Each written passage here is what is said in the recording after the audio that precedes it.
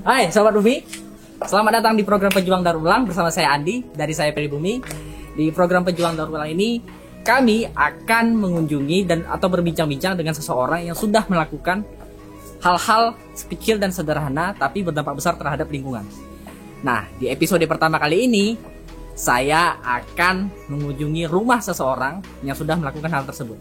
Siapa dia orangnya? Nah, ikuti saja ya perjalanan saya di rumah narasumber yang akan saya datangi. Penasaran siapa? Ayo kita langsung ke rumahnya.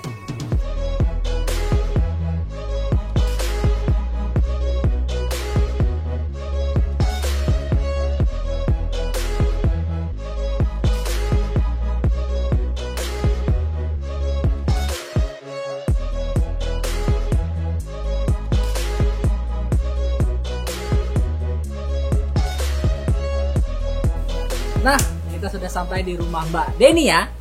Nah, di rumah ini, rumah minimalis ini, rumah yang ramah lingkungan. Dan kabarnya menggunakan sinar matahari sebagai salah satu sumber energi mereka. Nah, gila, keren banget kan. Bisa memanfaatkan sinar matahari sebagai salah satu sumber energi mereka. Nah, sebenarnya tadi aku sih janjian ya jam 9 pagi. Cuman sekarang udah jam 10 lewat karena tadi pagi hujan deras banget. Tapi ya udahlah, kita samperin aja. Mudah-mudahan Mbak Deninya masih ada di rumah, oke? Langsung aja kita masuk ke rumahnya.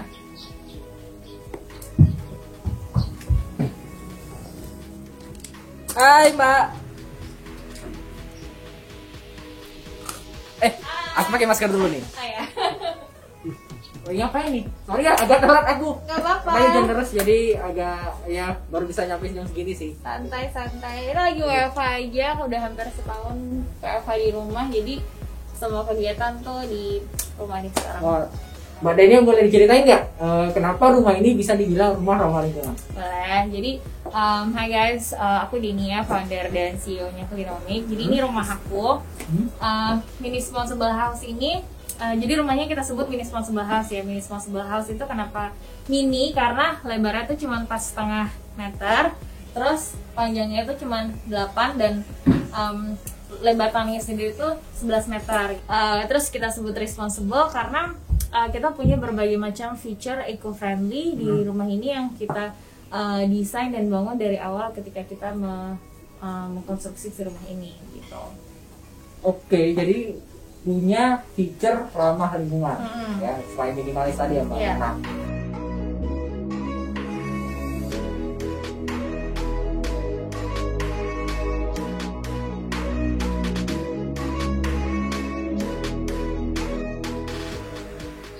di rumah ini bisa memanfaatkan sinar matahari untuk menjadi sumber energi. Ya. Benar nggak? Benar. Jadi kita punya solar panel. Panel nih, surya. Panel Oh, surya. Gitu. Jadi di rumah ini listriknya itu menggunakan energi yang dihasilkan oleh sinar matahari. Gitu. Ya. Jadi kalau misalnya siang-siang, Panas terik begini? kalau siang-siang panas terik kayak gini, kita sinar matahari ini tuh akan diserap oleh panel yang udah dipasang di atas atap rumah kita, dikonversikan menjadi listrik untuk kita pakai sehari-hari kayak AC, lampu dan sebagainya gitu. Berarti listrik dari PLN itu hanya dibatasi untuk pakai untuk malam hari ya? Betul. Jadi kalau misalnya malam hari kita baru pakai switch ke listrik PLN. Tapi Kalau mencukupi ya Mbak? Dari sinar matahari itu mencukupi untuk kebutuhan dari pagi sampai sore itu ya? cukup banget. Dan enaknya lagi kalau pakai si panel surya ini, tagihan kita tuh bisa hemat sampai 40%. Hemat sampai 40%. Betul. Mbak, ini kira-kira tunjukin apa aja nggak ini ya? Jadi ini adalah panel inverter si solar panel kita yang emang fungsinya untuk mengkonversikan listrik yang kita produksi, terus kemudian juga melaporkan ke PLN listrik yang kita gunakan. Lapor tetap ke PLN? Betul, kita tuh tetap ada PLN-nya juga kan, karena ini kita masih pakai sistem yang on grid gitu. Jadi solar panel tuh sebenarnya ada dua sistem, yang off grid sama yang on grid.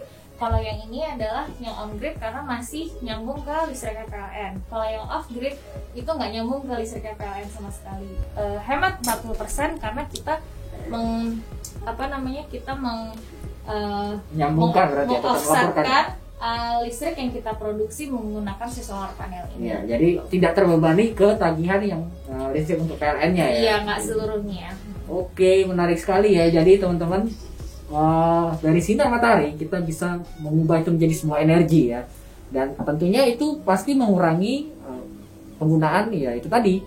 Karena kalau listrik biasa kan kita menggunakannya dari batu bara batu bara ya, seperti teman-teman ketahui, dan itu kan adalah sumber daya yang unrenewable resources lah kita bilang ya. Kalau dulu kita belajar sekolah kan itu adalah sumber daya alam yang kalau untuk diperbarui dia butuh waktu lama sekali. Sementara sinar matahari dan ini sangat menguntungkan sekali ya kalau misalnya dipasang di Indonesia, karena di Indonesia kan sinar mataharinya melimpah. Kita negara tropis gitu.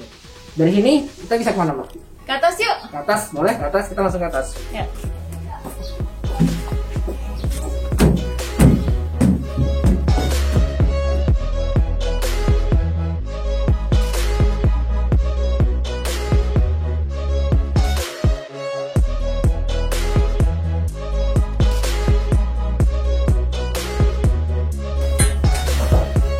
Ya, jadi ini di lantai 2 dari sini Wisma House. Wah, yang masuk kita di lantai 2-nya di dingin sekali.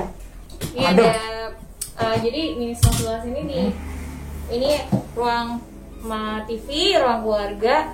Terus di sebelah sini langsung ada dapur. Ini ada dapur. Ini dapurnya Mbak. Oh, ini Mas. Enggak pakai. Maaf, kita acak-acak rumahnya sebentar. Kalau misalnya Mas Andi lihat kan ceilingnya tuh rendah. Ya. Jadi dari Atapnya ini ya. atapnya rendah. Jadi dari bawah sampai atas itu tuh cuma 2,1 meter. Nah itu tujuannya ada 2. Satu untuk menghemat bahan bangunan. Oke. Terus kemudian menghemat listrik juga karena AC-nya itu jadi nggak perlu PK yang terlalu tinggi, tapi yang cukup PK rendah doang, tapi udah bisa Mendinginkan seluruh. Karena tidak terlalu luas ya. Karena nggak terlalu luas ruangannya gitu. Nah terus di sini tuh ada kaca-kaca kan, semuanya kaca, sebelah sana kaca. Jadi itu juga kalau misalnya siang-siang gini cahaya naturalnya itu bisa dimaksimalkan gitu, nggak perlu pakai lampu. Gitu. Oke. Terus ini tuh semua dapur sama lantainya sama furniture di sini tuh semua dari kayu recycle. Oh, dari kayu recycle. Betul. Jadi bahan material ini recycle semua ya? Iya, jadi kayak didaur ulang semua berarti. Kayu-kayu ini pokoknya kayu daur ulang. Siapa yang daur ulang? Dari arsitek kita. Mereka punya vendor khusus furniture ini. Oke. Terus juga kalau misalnya Mas Andi lihat ini si temboknya tuh juga minimalis banget kan, nggak dicat. Jadi namanya ini tembok semen expose gitu. Jadi karena emang estetiknya tuh kayak gitulah gitu. Jadi ini minimalis banget, nggak perlu dicat. Dan aku sih sebenarnya seneng banget ya semen expose kayak gini karena low maintenance banget. Jadi kalau anak-anakku gambar-gambar, aku bersihinnya itu juga gampang gitu. Jadi kalau cat kan susah ya. Nah satu lagi aku juga mau kasih lihat. Ya apa tuh? Kita punya tempat untuk mengolah dan memilah sampah. Nah ini punya tempat untuk mengolah dan memilah sampah. Ya. Jadi nomor 1 tuh adalah ini tempat komposter kita. Oh, ini komposternya. Gitu. Jadi ini tempat sisa makanan. Kalau misalnya makanan kita taruh sekam bakar di sini. Kalau udah penuh baru kita bawa keluar untuk ke komposter. Oh, ini sekam bakar ya. Ini sekam bakar beli berarti. Fungsinya sekam bakar ini untuk supaya nggak bau. Iya, ini material karbon. Material karbon, betul. Oh, ini kan material organik ya. Iya, betul. Jadi ini cara kita mengompos di rumah. Kompos. Terus ini ada tempat buat pilah sampah. Oh, ini untuk pilah sampahnya. Kita punya tempat-tempat ini buat minyak jelantah kita kumpulin di sini biasanya. Terus ini ada tempat-tempat ini kayak botol plastik. Terus ini ada botol kaca. Terus ada bekas-bekas karton di sini. Terus yang plastik-plastik kita kumpulin di sini basically. Nah, setelah dipilah, biasanya Mbak Demian mana? Macam-macam, biasanya kita taruh ke bank sampah. Ada dekat sini. Ada dekat sini. Atau biasanya kita kasih ke pemulung yang lewat. Gitu. Oke, jadi di dapur Mbak Denia ini tadi kita lihat Mbak Denia melakukan pengomposan, lalu ada di bawahnya dipilah sampahnya, ya, tapi tidak didaur ulang, diberikan ke bank sampah atau pemulung yang lewat ya Mbak. Tapi material yang Dan di dapur ini sebagian besar adalah material daur ulang. Kalau misalnya itu bukan material daur ulang. Iya. Sama satu lagi sih sebenarnya air yang kita pakai untuk cuci piring di sini sama mandi itu kita daur ulang lagi karena kita punya sistem pengelolaan grey water di rumah ini. Oh, grey water recycle berarti? Grey water recycle system. Berarti mendaur ulang airnya ya? Betul. Berarti tidak ada air yang terbuang dari rumah ini gitu berarti? Betul. Nanti kita jelasin lebih lanjut. Oke, Nah, teman-teman, kita sudah di lokasi tempat daur ulang airnya. Jadi namanya Grey Water Recycling System. Bersama saya ada Mas Aldi, kami dan Mbak Denia. Thank you Mas sudah join dan bersedia untuk menerangkan sebenarnya gimana sih konsep Grey Water Recycling itu, gitu. Boleh dijelasin, Mbak? Ya. Jadi ini Mas Aldi tadi dijelaskan ya. Jadi sebenarnya air limbah dari rumah itu ada dua. Ada black water, ada grey water. Black water tuh? Black water itu yang dari toilet, yang buang kita tiap hari. Di toilet. Flushing itu? Ya, itu masuk ke tangki septik. Ya, nanti setelah ini mungkin saya bisa jelaskan. Nah, yang kedua adalah grey water. Grey water itu adalah air cuci-cuci, air cuci tangan, cuci badan, mandi ya, cuci piring. Nah, itu tuh semua namanya grey water. Itu namanya grey water. Nah, grey water kami di rumah ini dari lantai 2 dan lantai 3 itu masuk ke sistem ini, recycling system. Jadi masuk ke ada yang namanya grease trap. Grease trap itu menangkap minyak dan kotoran-kotoran yang kecil ya. Biasanya kalau dari kitchen sink kan masuk tuh ya, masuk sedikit gitu. Nah, itu trap di situ. Terus kemudian masuk ke filter sederhana dari zeolite.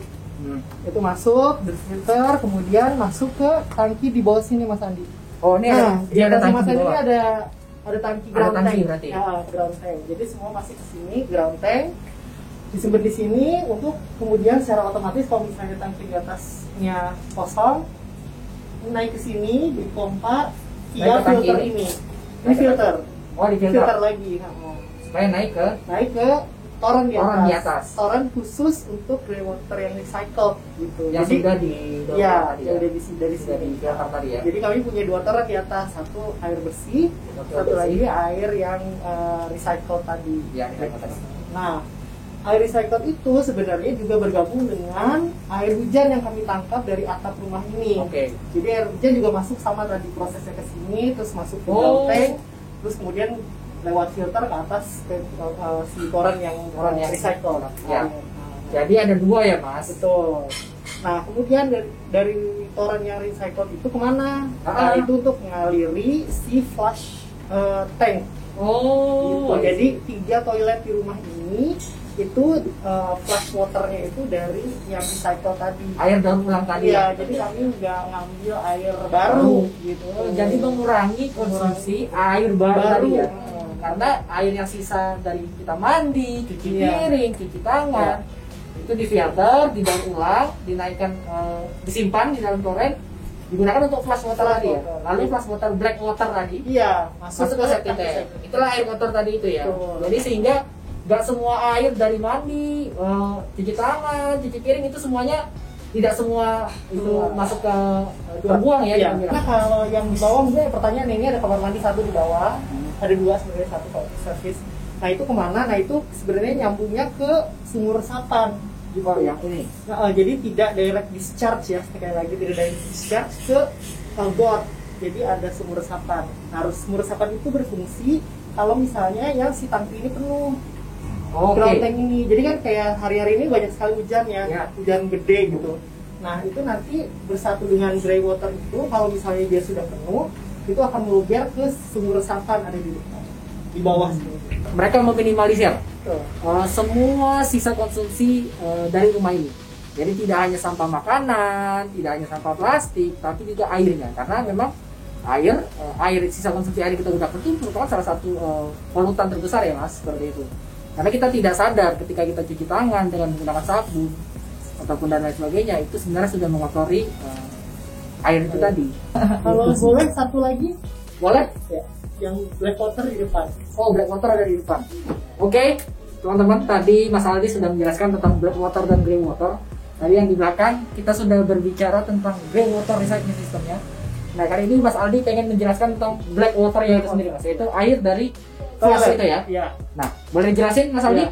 Sebenarnya sedikit aja sih, ini sebenarnya sudah common menurut orang-orang. Tapi sebenarnya ada beberapa hal yang menurut saya itu harus diluruskan. Yang pertama, dari toilet itu ke septic tank biasanya kita ya. Kalau di Indonesia itu memang 90% warga itu yang ada pengelolaan air limbah dari toiletnya itu menggunakan septic tank. Jadi nggak pakai perpipaan. Kalau misalnya di negara maju mungkin nggak pakai perpipaan ya, terus ada instalasi pengelolaan air limbah di ujungnya. Nah, ya kalau di Indonesia kebanyakan pakai septic tank. Nah, tapi septic tank itu sebenarnya ada standarnya Mas.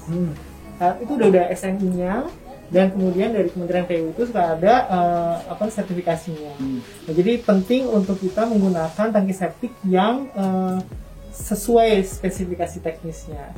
Kenapa? Karena kalau enggak nanti tangki septiknya itu bocor, itu bisa masuk ke air tanah kita, mencemari air tanah. Dan kebanyakan di Indonesia juga menggunakan air sumur toh. Benar. Nah, air tanah resapan gitu semua dipakai kita kebanyakan ya. Iya, nah jadi kalau misalnya bocor tangki septiknya itu masuk ke sumur, itu yang kita konsumsi. Nah, itu penting banget makanya. Itu ya. Itu satu. Terus kemudian yang kedua, dulu kalau waktu saya masih kecil ya, bilangnya kalau ke guru itu bilang kamu ke toilet kan bilangnya saya mau ke belakang izin gitu ya. Nah sebenarnya bukan urusan belakang, itu mesti di depan gitu. Dalam arti literally ya di depan. Lihat kan ini kan di depan ya Mas ya. Kenapa di depan itu penting? Supaya akses tangki septik itu bisa langsung ke tangki penyedot. Kenapa penting disedot? Karena memang secara teknis itu yang kita buang di toilet itu kan sebenarnya padatan ya. Nah itu akan terakumulasi di tangki septik menjadi padatan dan memang secara berkala harus disedot. Jadi seperti ini. Ini manhole-nya nanti disedotnya dari sini. Oh, oke. Jadi memang anggapan bahwasanya itu di belakang itu salah ya. Itu kan kiasan ya. Tapi maksudnya itu memang mesti kita kedepankan, artiannya sangat penting gitu untuk memperhatikan air limbah kita supaya tidak mencemari, dan literally harus di depan kalau menurut saya supaya bisa mempermudah akses penyedotan. Dan dari sini kita akan langsung ke atas lagi nih sama Denia untuk melihat dapur sama kebun pangan. Gitu, baik, kita langsung ke atas ya sama Mbak Denia.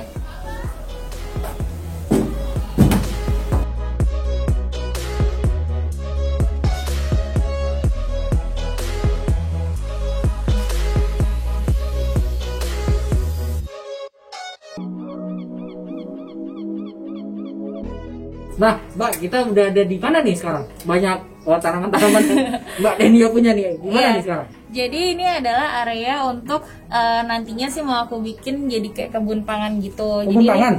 Jadi ini kan kita punya kayak balkon kecil yang tempat dimana kita naruh tanaman-tanaman gitu. Nah sekarang sih sebenarnya udah mulai banyak nih tanaman-tanaman yang aku taruh sini, tapi kan mungkin kebanyakan masih ini tanaman hias ya? Tanaman hias. Nah aku sekarang sebenarnya ada lidah buaya. Terus ini juga tanaman rimpang. Terus ini gambas yang buat cuci-cuci piring gitu. Nah aku sebenarnya lagi mau kolaborasi sama Kebun Kumara untuk mengupgrade area ini menjadi kebun pangan yang lebih produktif gitu. Walaupun sebenarnya aku udah mulai nih, kayak ini kan tanaman tomat. Oh ini tomat? Ini lettuce nih? Iya, tapi dari tulisannya doang.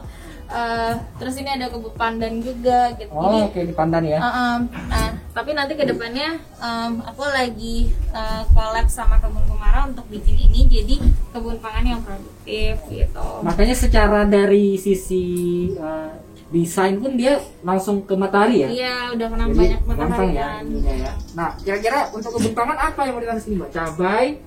Tomat. Ya itu deh sih, makanya masih kita lagi pikirkan lagi dan kita diskusikan lagi kira-kira yang oke nih untuk supaya lahan ini bisa maksimal, areanya tuh bakal ditanamin apa, dan itu sih sebenarnya tunggu aja nih upgrade-annya di YouTube channelnya Klinomik. Oke, siap. Jadi berarti nanti kedepannya Mbak Denia nggak perlu belanja ke pasar lagi karena panen dari sini semua ya. Iya, maunya gitu. Nah, jadi tinggal panen gitu ya, cabai tinggal panen ya, tomat tinggal panen ya, terus ada selada atau sawi gitu ya, tinggal panen. Kan sekarang udah ada ribu tuh ya. Iya.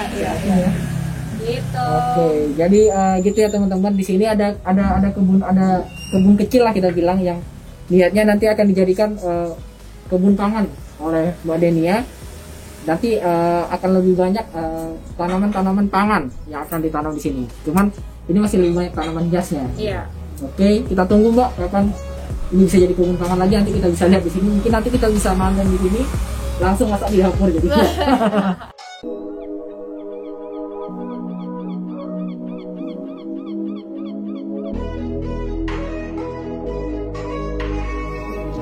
Oke teman-teman, itulah tadi akhir dari host tour kita pada hari ini.